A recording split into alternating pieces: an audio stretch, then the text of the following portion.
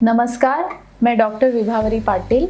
मैं Ayush hospital sector 30 Kharghar में as a psychiatrist काम कर रही हूँ और इस साल हम 30 मार्च को वर्ल्ड बाइपोलर डे मनाने वाले हैं और इसी उपलक्ष्य में मैं आपको बाइपोलर डिसऑर्डर के बारे में बेसिक जानकारी दूंगी। बाइपोलर डिसऑर्डर का मतलब है कि जिसमें दो पोल्स होते हैं। दो पोल्स यानी बिहेवियर के दो तरीके।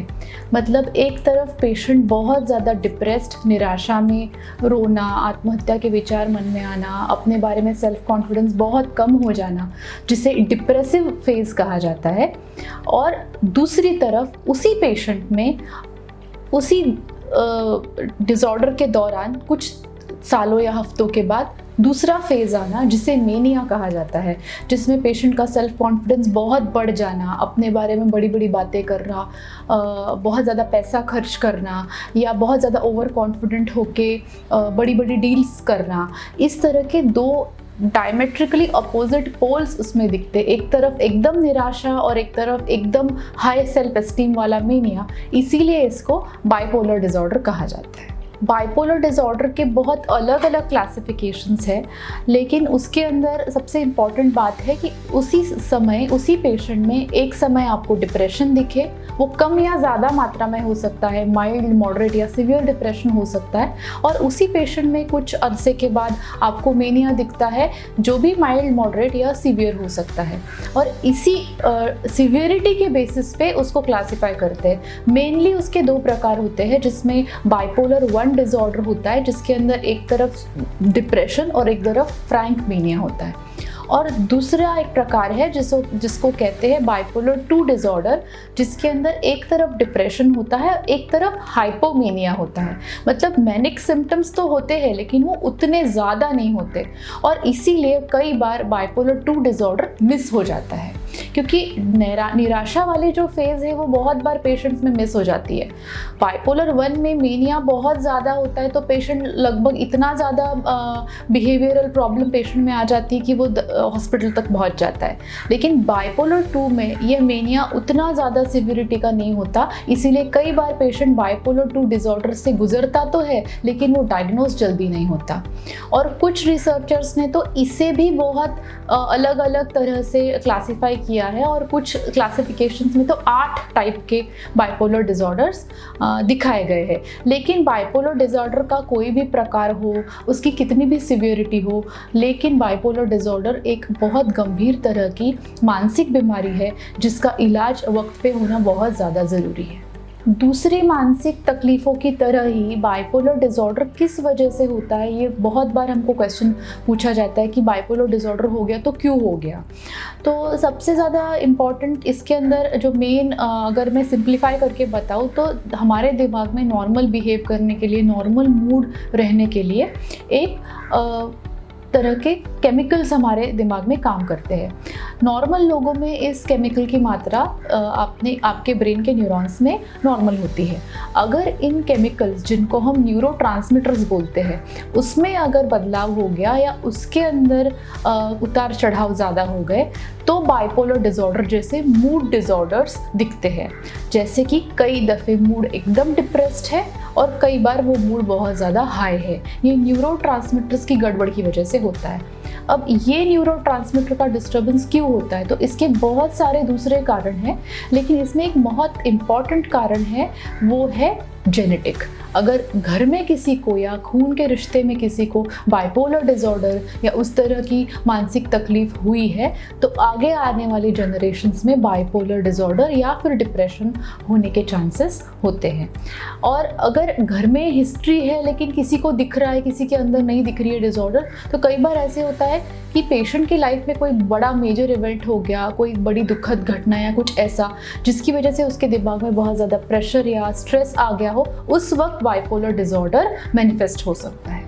बाइपोलर डिसऑर्डर के सबसे इम्पॉर्टेंट सिम्टम्स या महत्वपूर्ण लक्षण जो जनरली भी उसको डायग्नोस करने में हेल्प करते हैं, वो है कि जब वो पेशेंट डिप्रेसिव फेज़ में होता है तो उसको बहुत ज़्यादा निराशा आना, अपनी लाइफ में किसी भी चीज़ में उसको इंटरेस्ट ना रहना, काम में दिल नहीं लगना, या स्टडीज़ अगर स्टूडेंट है तो स्टडीज़ में दिल नहीं लगना, बार बार रोना, या फिर आत्महत्या के विचार दिमाग में आना या हत्या करने की कोशिश करना, नींद नहीं आना, या फिर बहुत ज़्यादा सोना, इस तरह के भूख या प्यास में बदलाव होना, ये डिप्रेसिव फेज़ में दिख सकता है। और इसके उलट एग्जैक्टली अलग या उल्टा बाइपोलर मेनिया में होता है। उसके अंदर पेशेंट का सेल्फ कॉन्फिडेंस बहुत ज़्यादा बढ़ जाता है, वो ज़रूरत से ज़्यादा बातचीत करता है, या जो लोग उसके जान पहचान के नहीं है उनसे भी खुल के बातें करेगा, बहुत ज़्यादा मात्रा में बिना सोचे समझे पैसा खर्च करना, बहुत ज़्यादा भगवान की पूजा करना, या बहुत ज़्यादा सेक्सुअली ओरिएंट हो जाना, ये भी मेनिया में दिख सकता है। और मेनिया में पेशेंट की नींद भी बहुत ज़्यादा कम हो जाती है। मुझे बहुत बार पेशेंट्स या पेशेंट्स के रिलेटिव्स पूछते हैं कि ये जो बाइपोलर डिसऑर्डर है, इसका चंद्रमा के आकार के हिसाब से कुछ कम ज़्यादा होता है क्या, अमावस्या के समय डिप्रेशन आता है क्या, पूर्णिमा के समय मेनिया आता है क्या। तो बेसिकली ये एक बहुत बड़ा मिसकंसेप्शन या जिसको हम कह सकते हैं सुपरस्टिशन या अंधविश्वास है। इसका रीज़न ये है कि मेनिया फेजेस में ही आता है। उसका एक बार डिप्रेशन या एक बार मेनिया, एक बार डिप्रेशन एक बार मेनिया, या कई बार ऐसे होता है कि पहली बार डिप्रेशन है पेशेंट का, बाद में मेनिया ही मेनिया उसको आए। तो इसका चंद्रमा के उतार चढ़ाव से कोई संबंध नहीं है, ये साइक्लिकल डिसऑर्डर है और ये उसके दिमाग में न्यूरोट्रांसमीटर्स की बदलाव की वजह से आती है। तो ये बहुत बड़ी मिसकंसेप्शन या अंधश्रद्धा इस बीमारी को लेके समाज में प्रचलित है। बाइपोलर डिसऑर्डर खतरनाक हो सकती है क्या? तो इसका जवाब मैं कहूँगी कि ये एक पोटेंशियली बहुत सीरियस और ख़तरनाक बीमारी साबित हो सकती है, क्योंकि डिप्रेसिव फेज़ में पेशेंट को सुसाइडल आइडिएशन हो सकते हैं, पेशेंट सुसाइड अटेम्प्ट कर सकता है या कंप्लीट कर सकता है। ये एक चीज़ हो गई। दूसरी बात, मेनिया में कई बार ऐसे होता है कि पेशेंट का मानसिक संतुलन बिल्कुल भी ठीक नहीं होता, उसमें वो जाके कोई रैश डिसीजन ले सकता है। कई बार पेशेंट एक्सीडेंट के शिकार हो जाते हैं उनकी हाइपर एक्साइटेबिलिटी की वजह से। तो ये बाइपोलर डिसऑर्डर, एक तो सबसे पहली बात रिस्क ऑफ सुसाइड बहुत ज़्यादा होती है, तो पोटेंशियली डेंजरस हो सकता है। बाइपोलर डिसऑर्डर की ट्रीटमेंट किस तरह की जाती है? अगर आपके आसपास कोई है जिसको बाइपोलर डिसऑर्डर है या उसको बाइपोलर डिसऑर्डर के लिए ट्रीटमेंट लेनी है, तो उसको मल्टी प्रॉन्ग्ड अप्रोच होता है। सिर्फ दवाइयाँ देके या सिर्फ साइकोथेरेपी करके ये पेशेंट ठीक नहीं हो सकते, इसमें दवाओं का अपना इम्पोर्टेंस है। तो बाइपोलर डिसऑर्डर की सिवियरिटी के हिसाब से उसकी ट्रीटमेंट चेंज होती है। अगर पेशेंट बहुत सीरियस कंडीशन में हमारे पास आए, वो सुसाइड अटेम्प्ट कर चुका है या कोशिश कर चुका है, अपने आप को या किसी और को नुकसान पहुंचा चुका है, या फिर वो घर में कंट्रोल करने के लिए पॉसिबल नहीं है, सो नहीं रहा है पेशेंट, ऐसे केस में पेशेंट को एडमिट कराया जाता है और उसको ECT, एक बहुत कारगर ऑप्शन है जिसको इलेक्ट्रोकन्वल्सिव थेरेपी बोलते हैं, वो दिया जा सकता है।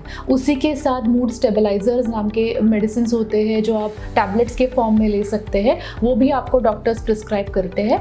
और मूड स्टेबलाइजर्स का ऐसा होता है कि अगर पेशेंट का बाइपोलर डिप्रेशन या बाइपोलर मेनिया पूरी तरह से ठीक भी हो गया तो भी उसको मूड स्टेबलाइजर्स कंटिन्यू करना ज़रूरी है, क्योंकि उससे उसका मूड स्टेबल या एक लेवल में बना रहता है, उसमें उतार चढ़ाव नहीं होते।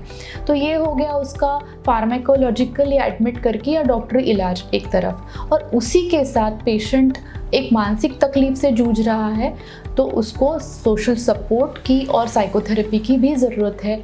ये बहुत ज़रूरी है कि हम पेशेंट को बताएं कि उसकी मानसिक तकलीफ़ का स्वरूप क्या है, उसके लिए क्या इलाज हो रहा है, क्योंकि पेशेंट को उसकी प्रॉब्लम के बारे में अवेयर कराने से पेशेंट का जो अपने डिसऑर्डर की ट्रीटमेंट में योगदान है वो बढ़ाया जा सकता है और उस वजह से पेशेंट ज़्यादा समय तक नॉर्मल रह सकता है। अगर पेशेंट खुद जिम्मेदारी उठाए कि हाँ भाई मैं प्रॉब्लम से गुजर रहा हूँ, मुझे मानसिक तकलीफ़ है, मुझे इलाज की ज़रूरत है और मुझे रेगुलरली डॉक्टर के पास जाना चाहिए, तो पेशेंट लंबे समय तक मानसिक तकलीफ़ से या बाइपोलर डिसऑर्डर के उतार चढ़ाव से बच सकता है।